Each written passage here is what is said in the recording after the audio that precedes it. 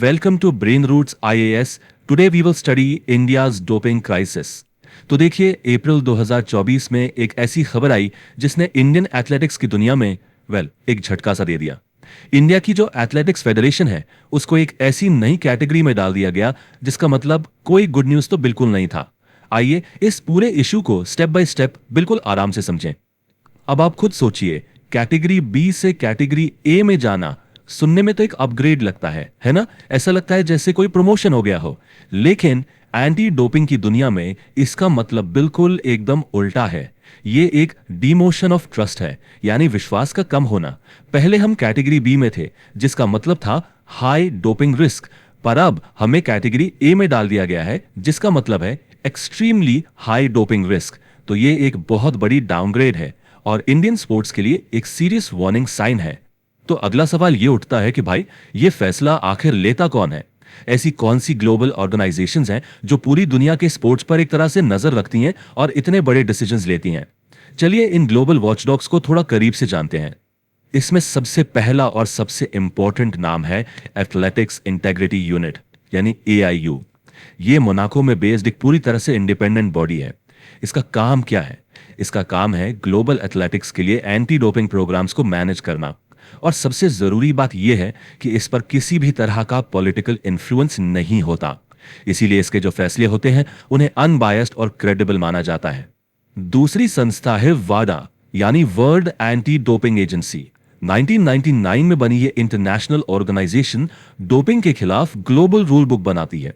वाडा हर साल एक prohibited list जारी करती है जिसमें साफ साफ बताया जाता है कि कौन से सब्सटेंसेस और मेथड्स पूरी तरह से बैंड है। तो आसान शब्दों में समझें, वाडा नियम बनाती है और एआईओ जैसी बॉडीज उन नियमों को एथलेटिक्स में लागू करवाती है।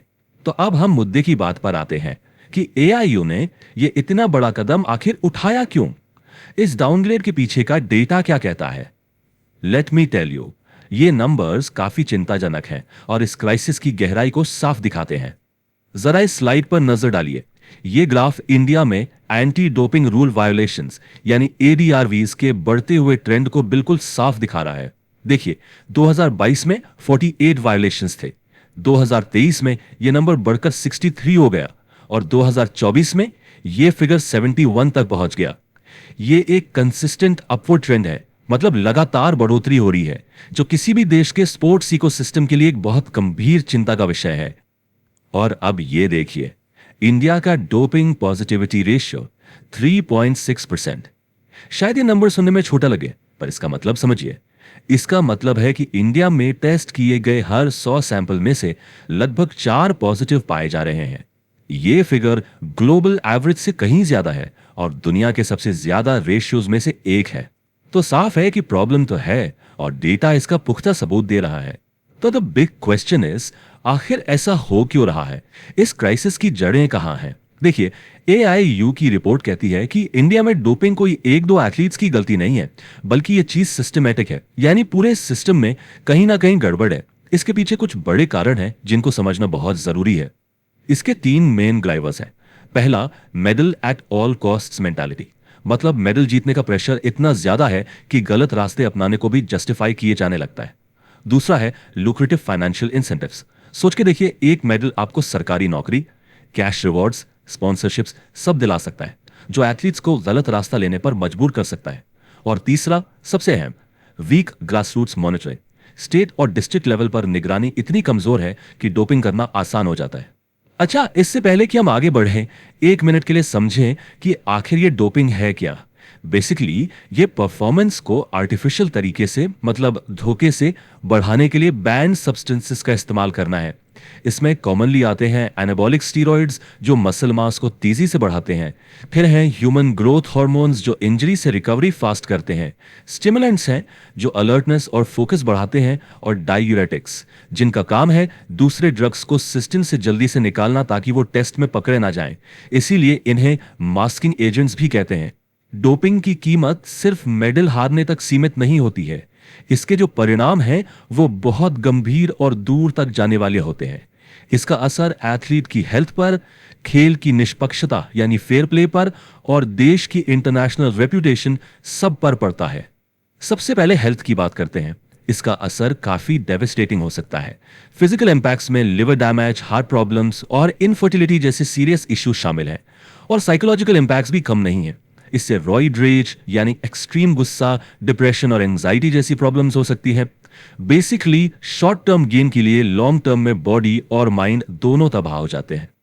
और ये अनक्लीन एथलीट्स के साथ सबसे बड़ा अन्याय है, जो दिन रात ईमानदारी से मेहनत करते हैं। डोपिंग ना एक केमिकल आर्म्स रेस शुरू कर देता है, एक ऐसी दौड़ जहां एक तरफ साफ सुथरे एथलीट्स अपनी मेहनत पर निर्भर हैं और दूसरी तरफ कुछ लोग ड्रग्स के सहारे अनफेयर एडवांटेज ले रहे हैं। ये स्पोर्ट्स के लेवल प्लेइंग फील्ड के बुनियादी सिद्धांत को ही पूरी तरह से खत्म कर देता है और देश की रेपुटेशन पर भी दाग लगाता है।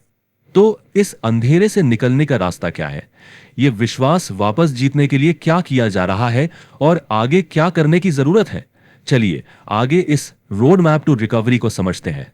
ऐसा बिल्कुल नहीं है कि कुछ किया नहीं गया है। गवर्नमेंट ऑफ इंडिया ने इसके खिलाफ एक लीगल फ्रेमवर्क तैयार किया है। 2022 में नेशनल एंटी डोपिंग एक्ट लाया गया।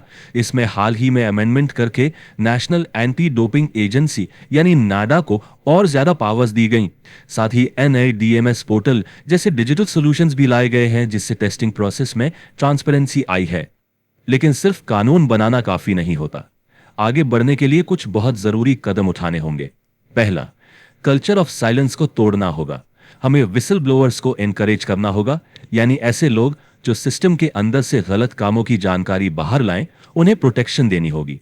दूसरा, आउट ऑफ कंपटीशन टेस्टिंग बढ़ानी होगी। मतलब एथलीट्स को सिर्फ कंपटीशन के टाइम नहीं, बल्कि उनके ट्रेनिंग पीरियड में भी सरप्राइज टेस्ट करना होगा, क्योंकि अक्सर डोपिंग ट्रेनिंग के दौरान ही की जाती है। और तीसरा और सबसे इंपॉर्टेंट, एनफोर्समेंट से ज्यादा एजुकेशन पर फोकस करना होगा, ताकि एथलीट्स को शुरू से ही इसके खतरों के बारे में सिखाया जा सके। और अंत में ये एक सवाल है जो हम सबको एक समाज के तौर पर खुद से पूछना चाहिए। क्या हमें खेल की निष्पक्षता, उसकी इंटेग्रिटी, उसकी ईमानदारी मेडल के रंग से ज्यादा कीमती लगती है? इंडियन एथलेटिक्स का भविष्य शायद इसी सवाल के जवाब पर निर्भर करता है। If you found this lecture helpful, like, share and subscribe to the channel.